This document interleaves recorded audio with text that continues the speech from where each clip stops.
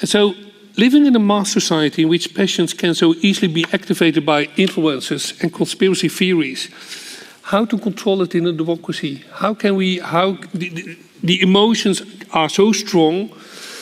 How to deal with it? Was it been able to stop this or not at all? I don't know, but I see that the main topic. I mean, last tables, the conversation that happened in the morning was predicated on people's stupidity. Mm-hmm. No, like people are foolish because they're making these bad choices, and this one is about make Europe great again, keeping things stable. Mm-hmm. How do we get our democracies back? Mm-hmm. There's not a single word for change, necessary changes. People are voting against things because the options they're being offered by the system, they feel are hateful. They're terrible. I really don't think that you can travel to the States. They think they're headed towards civil war.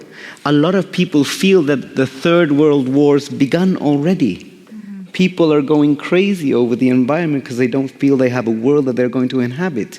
But all our conversations are about stability, bringing things back. And I think we can pile up on China for political reasons, but I'm sure they would be happy if we got our democracies in order, because we're tied economically in ways that really benefit them a lot. Mm-hmm. So I don't really see any conversation where, I don't know if we have to get back our democracies the way they were functioning in the 2000s, or before the crisis. Mm-hmm. There is a horrifying need for change. And what we're lacking is imagination. We're in a crisis of the imagination. Mm-hmm. There are no new options. When something arises, we bat it down and then bring something that looks like the former candidate. We would I think everybody here would feel a lot safer if other people had been elected. But there's a reason for this chaos. There is a reason for the anger. Mm-hmm. There is perhaps people are not stupid. Perhaps people are actually feeling that they're living in an inhuman world and that we have created this and we keep stoking the fire of it, because politics boils down to simple decisions. No, you have A or B, but we never get to actually question the central tenets of it. No, we never go for the heart of things. In Chile, Chile sometimes operates like an avant-garde little experimental thing. And let me tell you, it's not good. We exploded. Social contract fell apart in days. And then nothing changed. We tried to rewrite the constitution twice and rejected it twice. So to me, if you're in a state of crisis, and we are, right? Mm-hmm. I don't think there's any worse instinct than stability. We want things to go, let's make America great again. It's just you're saying it in another way. Mm-hmm. Mm-hmm. So you prefer apocalypse? I think... Yeah. I think that we have to face the apocalypse in a different way. But there is a difference between... First, you have to make an analysis and prove that, in fact, we are facing the Leon, apocalypse. the house is on... I'm saying the house is on fire. Right, and water will put out a lot of the fire. I'm not everything that is on fire burns down to the end. I'm not an arsonist. I'm not trying to say let's burn it all down. I'm saying let's recognize that we're kind of trying to fix the parts, and the fire is still raging on the other side. Yeah. There was a great scholar of early Christian apocalyptic texts who once said that an apocalyptic is not a person who is in a crisis. An apocalyptic is someone who creates a crisis so as to make use of it. And it was a very wise distinction.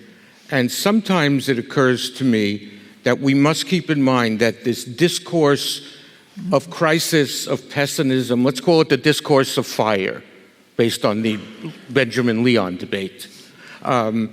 This discourse of fire, there are people there waiting to find uses for this. This is fertile ground for dictatorships and authoritarians. And if we do not keep our level heads, if we agree to lose ourselves in hysteria or cynicism or in a sense that everything is broken and everything is over and so on. There are people who have uses for this. It's also the time for people to change. Of course. But if the only, you say there's, no. But who is against change? No, I'm saying, like, you're saying, like, because we're siding on the side of, there's these madmen arguing for autocracy, right? And then we're trying to push people back to something that they desperately do not want anymore. Well, you should be specific about what you mean by what they do not want. Do they want courts? I believe they want courts. Do they want the institutions of elections, of liberal institutions of elections? I believe they want that. Do they want to have a bank on their street? I believe they want that. And they want people to face the central blind spot of our civilization, no? Which is that, our individualism is empty. No, it's empty. Our societies do not. Problem. No. I know it's not a political problem. But politics, when it becomes a crisis on the level that we're facing, politics has to answer to that.